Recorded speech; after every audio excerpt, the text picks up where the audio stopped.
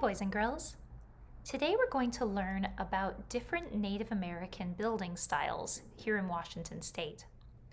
Our learning target is, I can tell how the environment someone lives in affects the way they build their home. So let's get started. The structure of a house and the items within it tell a story about the people who live there. Many tribes across the United States build traditional homes called longhouses. The materials used and the overall structure varies from place to place, depending on the environment and the resources where the tribe is from. But regardless, the longhouse is the center and heart of the people. Here are two examples of longhouses from around the United States. One is an Iroquois longhouse, and one is a Clatsop longhouse. In the Pacific Northwest, the longhouse has many names: longhouse, cedar plank house, smokehouse, and lodge. Traditionally, these buildings would house multiple families and be a place for social and ceremonial gatherings, including hosting neighboring tribes. Today, tribes throughout the Pacific Northwest continue to gather in community centers built like these traditional homes. Both traditional and contemporary, or more modern, methods and materials are used to construct them. These buildings are examples of living traditions. They're traditional structures, but people still use them and make them fit in their daily lives today. Now, when you talk about homes of Native American people, many people have the misconception that teepees are the traditional homes of all Native Americans. But for Washington tribes, teepees are not a traditional home.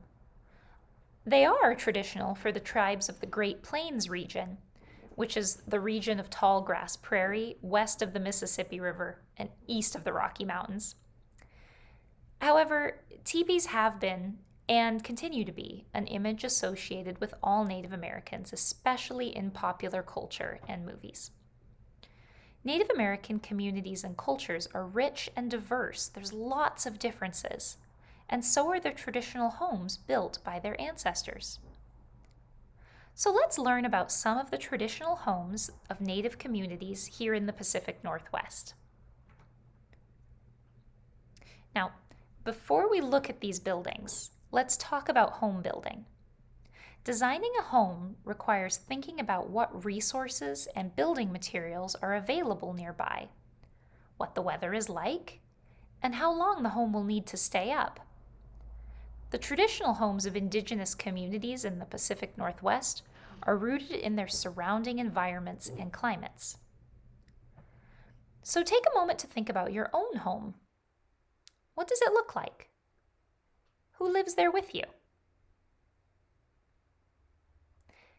Now that you've thought about that, let's compare to these more traditional Native American homes.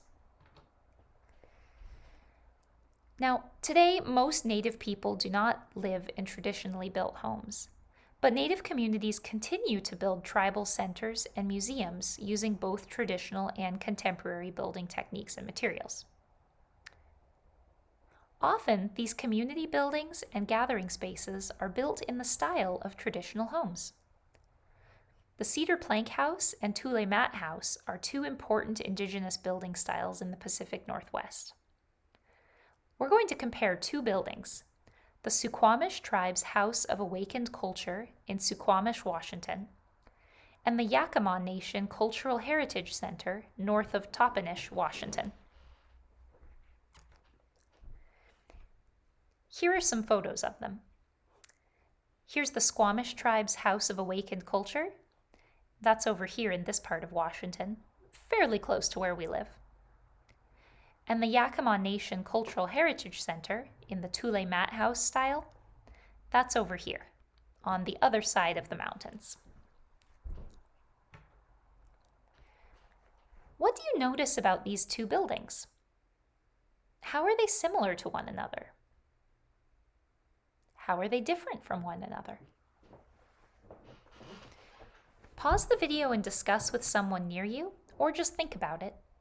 And then, when you're ready, press play to continue.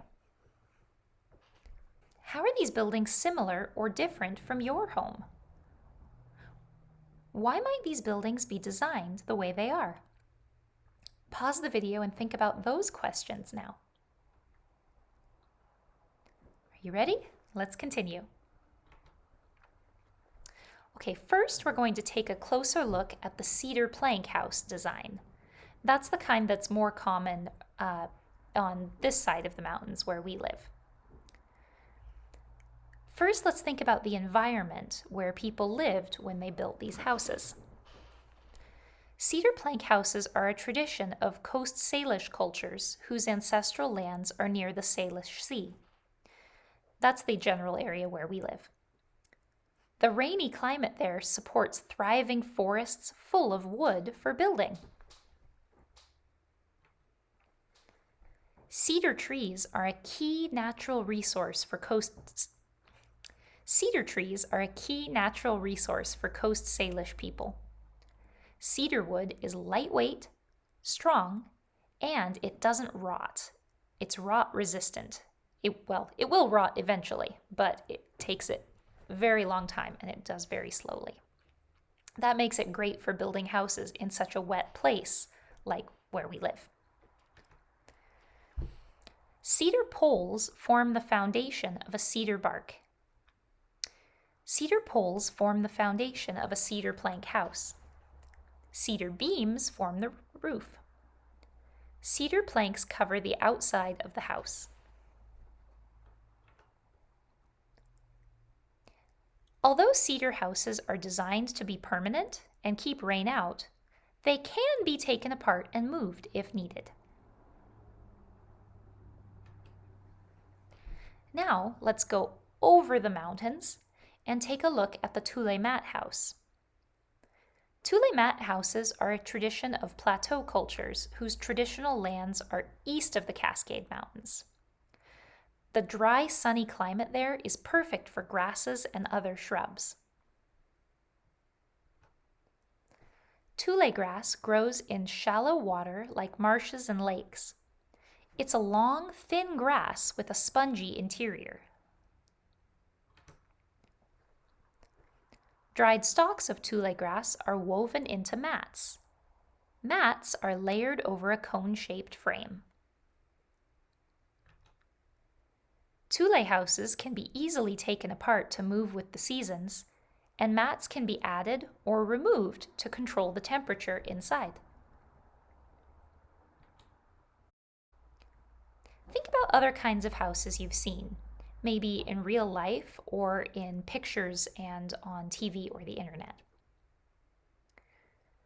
When the people who lived in those houses built them, they had to think about their environment and the materials they had to build their homes.